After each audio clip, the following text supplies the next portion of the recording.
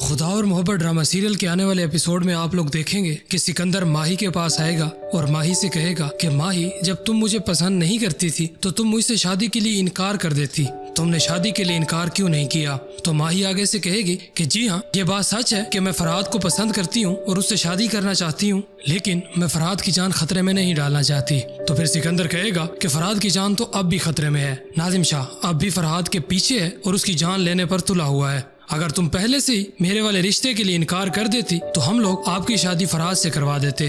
और अब नाजिम शाह सब कुछ जान चुका है और माही, तुम्हें डरने की बिल्कुल भी जरूरत नहीं है, क्योंकि माँ सही को भी इस बात का पता चल चुका है और माँ सही ने खुद कहा है कि वो तुम्हें फरहाद के साथ मिलवा कर रहेंगी।